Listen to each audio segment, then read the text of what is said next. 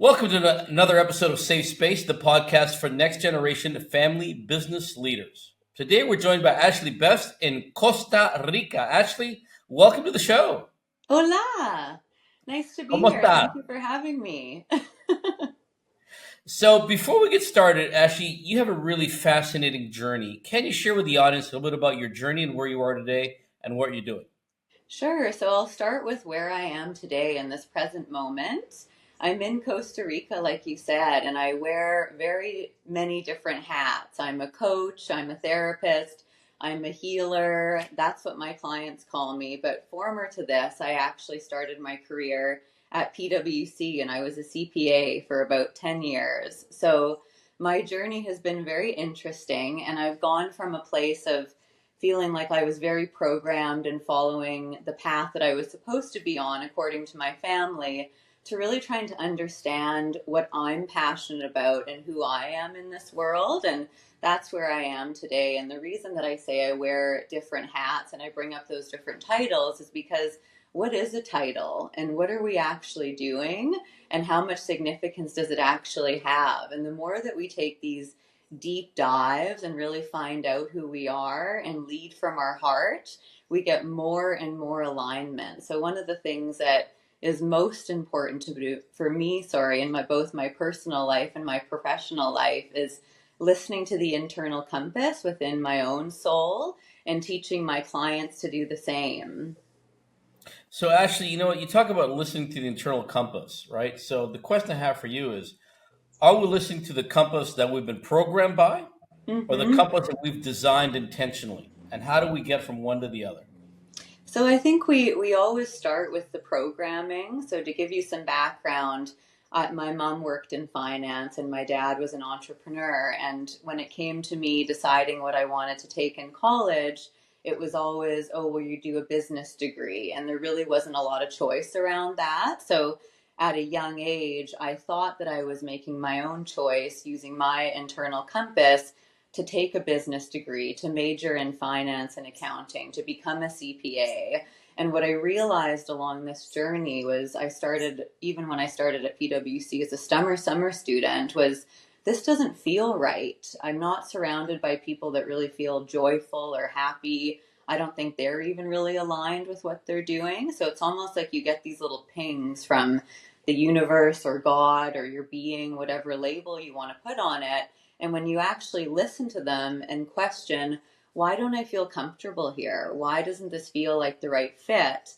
That's starting to tap into your own internal compass versus potentially one that's been deeply programmed because of your upbringing, your parents, your grandparents, your surroundings, where you were born in the world. And I really think that we are all here with a really special purpose, and to be able to listen to that internal compass in different ways is very much a journey worth taking.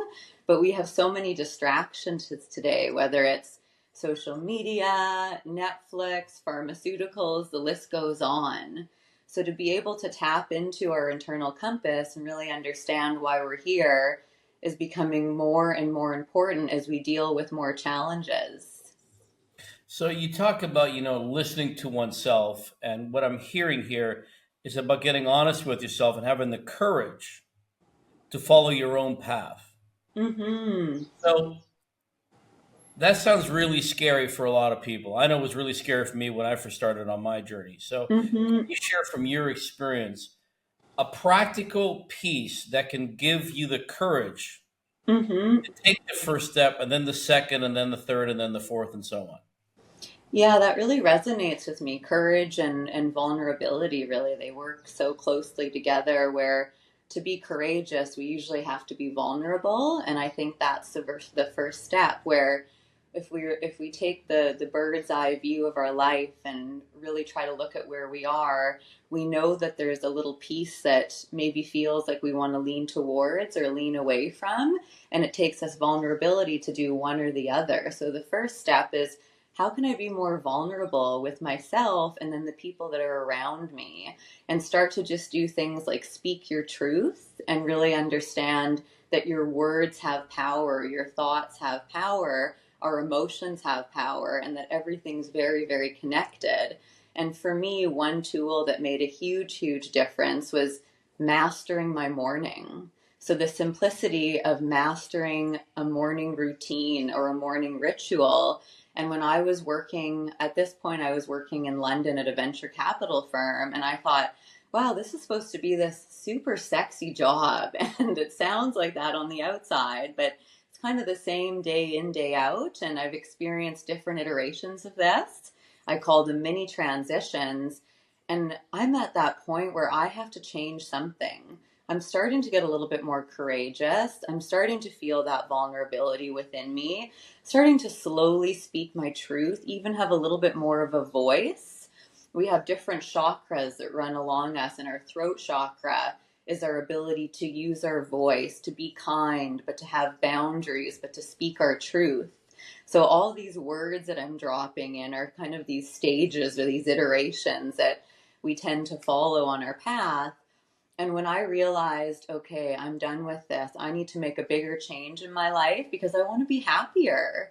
It came down to the morning ritual and the morning routine, and I created what I call Ashley's 3 M's. So every morning I would wake up. I love 5 a.m. I would call it my 5 a.m. club.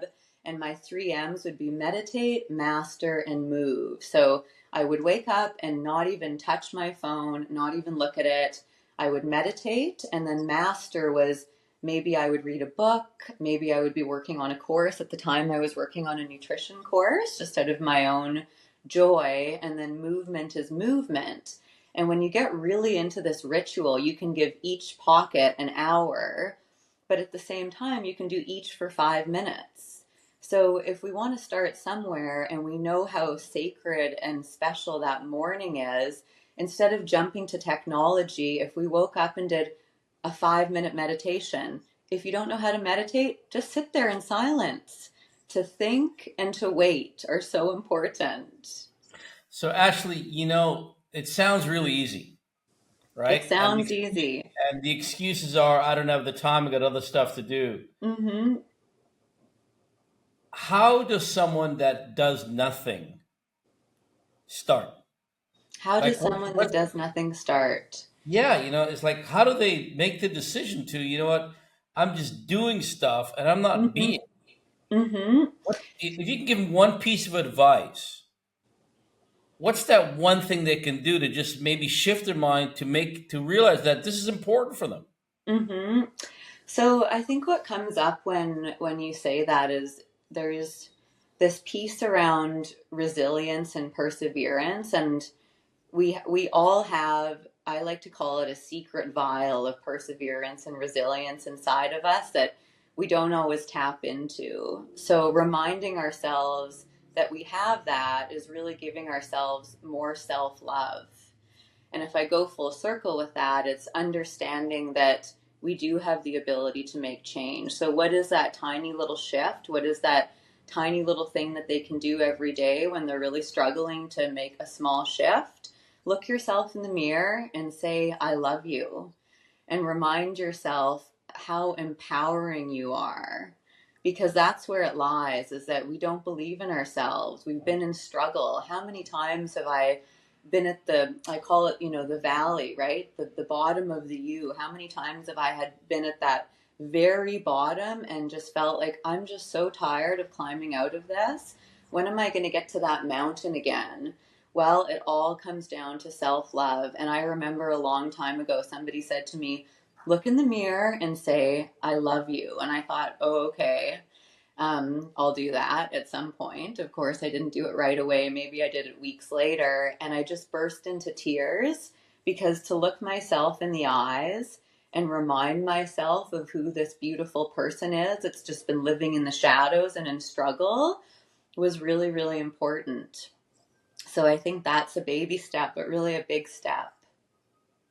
It's interesting how there's been a shift, and you were talking about this before I got on the show, of family offices and family businesses and families of wealth Mm-hmm. around the importance of human capital, right? Mm-hmm. And how it's not just becoming sort of a tagline, we invest in human Mm-hmm. capital.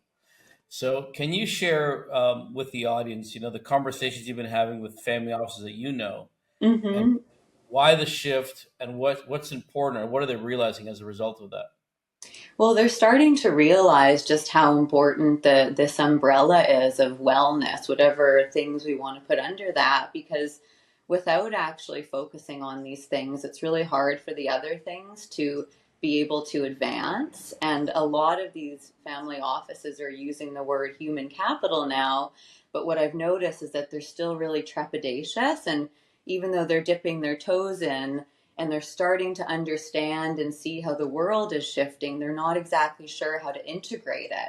But the family offices that are saying, hey, wait a minute, we actually need to start doing this now in a different way, instead of having all their services listed on their website and maybe having, I don't know, wellness, relationships, communication at the very, very bottom, they're starting to say, hey, this actually should maybe go at the top. And it doesn't mean that this is the primary thing that we're offering, but what we're saying is that we're changing our foundations and we understand how important this piece is.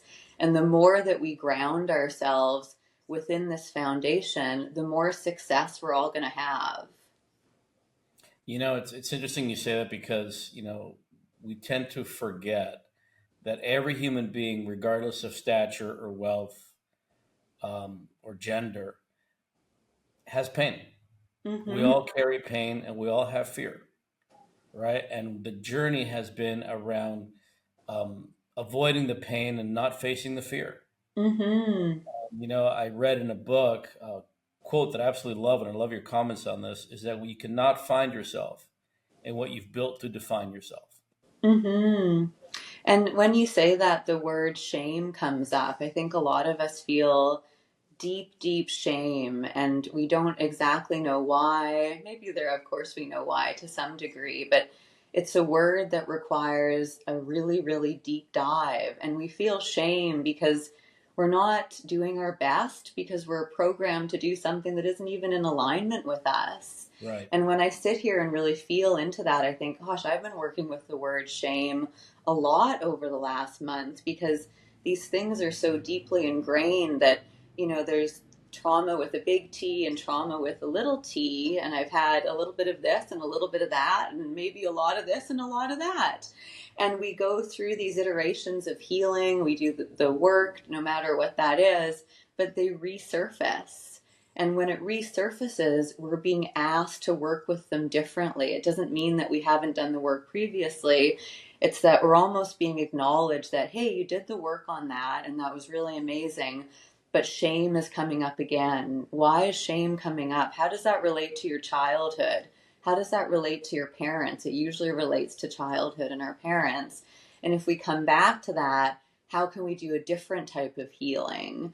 And maybe as we sit here and I really feel into my shame and everybody else's shame in this moment that we carry, it's something that we carry very privately, because it requires vulnerability to say, this is why I feel shameful. This is what makes me feel shameful.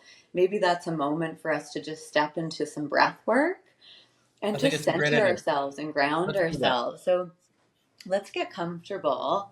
And what we're going to do is we're going to just go in with the word shame and sit with that. So I want you to have your feet on the ground, close your eyes, and put your hands wherever they feel comfortable for you. And just start with a few cleansing breaths. So breathe in through your nose and breathe out through your mouth like you're blowing out candles.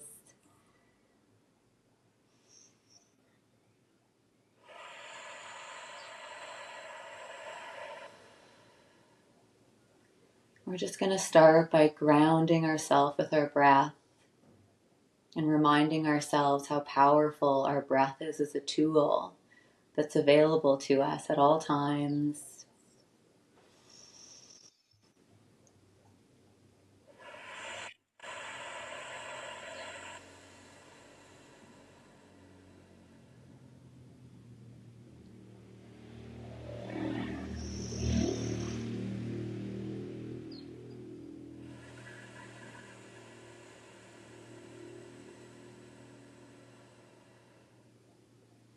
And as you sink a little bit deeper into your seat, I want you to think about that word shame.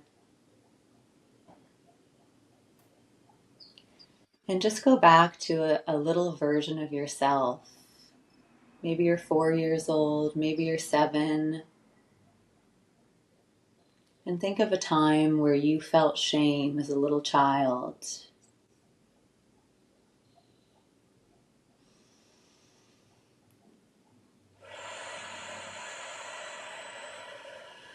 And really tap into the feelings of why you might have felt shame in that moment. Maybe you didn't feel good enough, I'm not enough. Maybe you weren't getting the type of love that you deserved. You felt unloved, maybe for a moment, maybe it was for a longer period. Maybe you weren't getting the type of physical connection that you needed.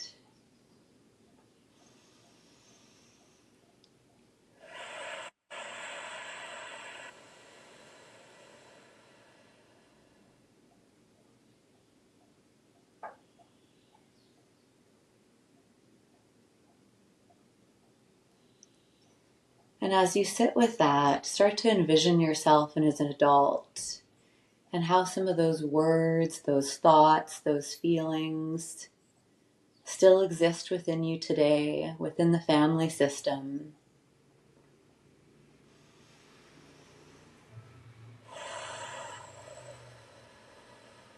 And continue with your breathing. Why do I feel shameful today? How did shame exist within my family, with my mother, with my father, with my siblings? Do the parents treat you as the child still, the adult child, when it should be the adult, the adult?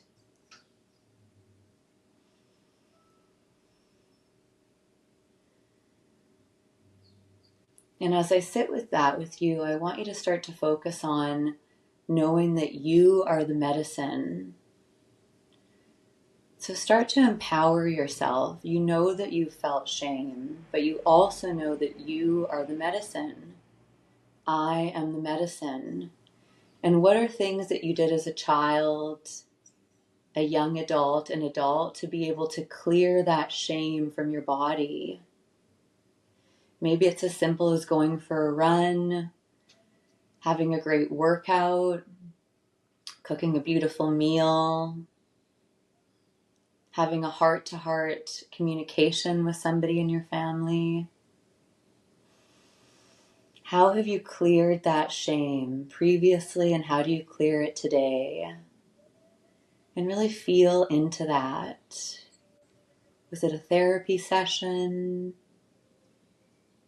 Was it dancing, watching a funny movie, listening to an amazing song? It doesn't have to be something big. It can be something small. And what I want you to do is think about the joy that floods into your body when you're able to clear these emotions. Whether it's shame or anger, frustration, you have the ability to recenter yourself and ground yourself and shift your way of being. And just tap into that happy version of yourself. What do you look like? Think about the sun on you. How does it feel? Bring that warmth into the room and bring that warmth into your being.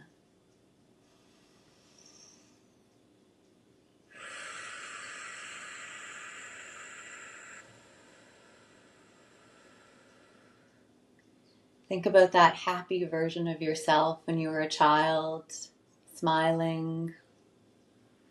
There were moments, and think about how that's still in you today, and you get to be the adult and the child, but it's in your control.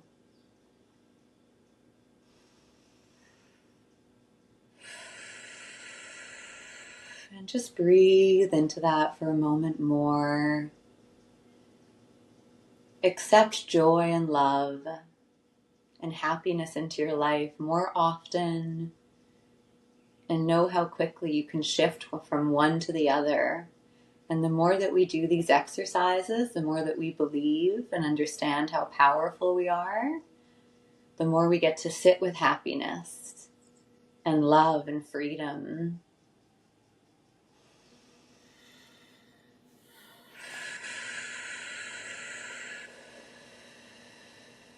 And let's just take one more breath. And I want you to put one hand on your heart, one heart on your stomach, and just feel your love. And breathe in and breathe out. And just be grateful for being here in this moment. And when you're ready, you can come back to the room.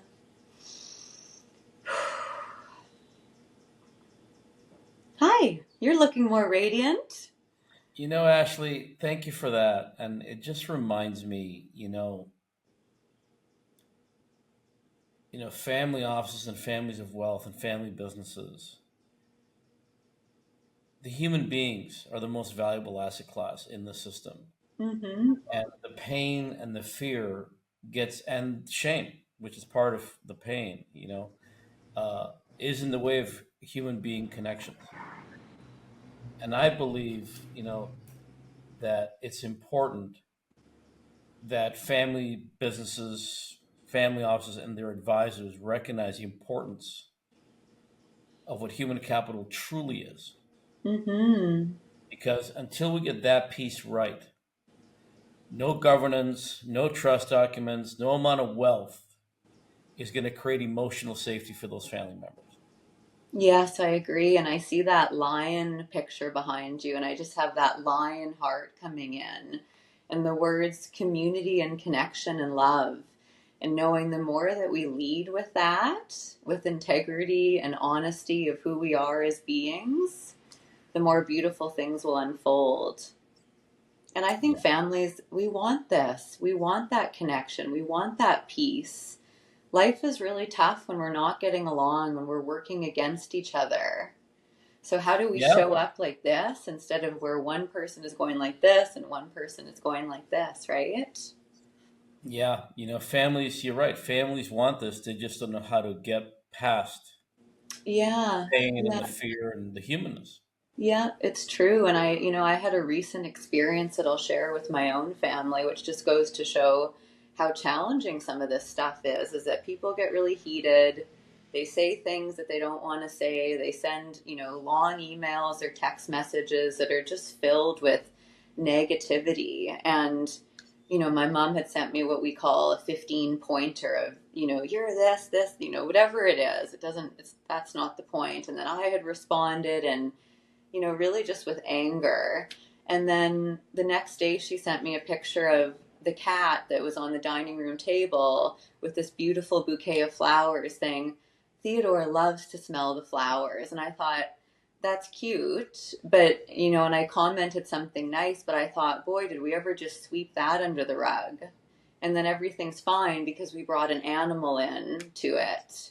So, what's each family's version of the cute animal that we're using as this buffer to sweep things under the rug? Maybe it's a glass of wine.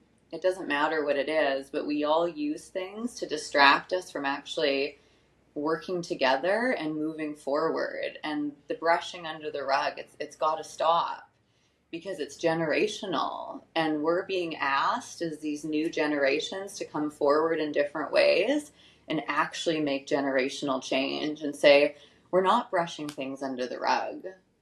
We have to make shifts, and that means doing things differently. So, actually, let's wrap up with talking about what happens when individuals and families have the courage and the vulnerability to not sweep under the rug and just deal with things. What happens then? What's the Well, the benefit? first thing I see is that it's a picture, and it looks like, those balls that are just a ton of elastics together. So I think it's diff hard at the beginning, messy in the middle, but beautiful at the end. So I'll start with that. It's very challenging at the start to be able to come forward and remove that armor. But when you're willing, the first step is you are willing to come forward and understand that maybe your ways of being need to be shifted and maybe their ways of being need to be shifted. So the word that comes in is perspective. Are you ready to come into the room and be comfortable with your perspective of how things are and be comfortable with their perspective of how things are and meet in the middle and be in that messy place and sit with it, sit with the discomfort. You have to be able to sit with the discomfort. It's not going to happen in a week. It's not going to happen in a year. It takes time. But if you're really willing to recognize that it's hard at the beginning, very messy in the middle, but you're going to persevere and have resilience, back to what we talked about, through the heart, and be able to see that there is that beauty at the end, I think that's the key. But you really have to be willing to sit with that. And I want to repeat that because it doesn't just take, one session or one meeting or one retreat, one immersion, whatever your version of that is. It takes consistently showing up for yourself and showing up for yourself as an individual and showing up for yourself as part of your community or your family or your village, your tribe. All these words are surfacing more often, and there's a reason, because we work beautifully together. But in North America, we've just pushed independence, like be independent, like that's the way to be. Don't rely on anyone. Well, it pulls away from the family side of things, and that really hits the family offices and how their ability to work with their clients and their families, because everybody wants to be independent. Where I've been living in Greece most of the year, and one of the most beautiful things about that was these families get together, these friends get together, they're constantly communicating. They have this heart centric side of themselves where it's not, well, we should have family dinner, we should go for a coffee. It's just happening all the time. And I think that's what we need to get back to in North America, is understanding the importance of that the we is just as important as the I. So actually, we've come to the end of the show. I knew it'd be a fascinating conversation and it would fly by. So, but before we finish, I always like to ask the guests the same question, and it's the same question for the current generation and the up and coming next generation. Based on your experience, what's one piece of advice you could offer these folks? You're asking me what one piece of advice I can offer these folks is? Yeah. Okay, let me think about that for a minute to see what comes in to share. One piece of advice. Okay. So, what's coming in is that we all have beautiful brains, and there's the left hemisphere and there's the right hemisphere. And we just want to lead with that intellect so, so badly, that mind chatter, that beautiful brain, that logic. My piece of advice for you is know that it's there and we appreciate it and we love it, but step into your heart. Everybody's intuitive. Every single person is intuitive. We all are so much more intuitive than we realize. We are all creative. We are all artistic. My life 5 years ago was sitting in an office working on a computer for 10 to 15 hours a day in Excel. This morning I was singing in the ocean during sunrise. So life can change. We can change. The last thing I'll say is, people will say people don't change. People change. People definitely change When they get honest with themselves. when they get honest with themselves. Yes. So, Ashley, if people wanted to find you and reach out and maybe consider engaging you, how would they find you? My website, it's ashley-best.com. There we go, folks. Ashley, thank you so much for being on the show. It's been an incredible conversation. Thank you for that breath work regarding shame and looking at that piece, which we all have, which not too many people want to look at. And again, thank you so much for your time and your generosity of spirit. Thank you. It's wonderful to be here with you today. So, folks, as you know, our guests donate their time and their expertise and their hearts for you because we recognize that being part of a family business or a next gen family member can be a very lonely place. So, this is a community that we've created for you. So, if something spoke to you, reach out to us, let us know, drop us a note, give a comment, but more importantly, share. Share this show with your friends, with those that matter to you, so they too can feel part of community. Ashley, thank you so much. Thank you.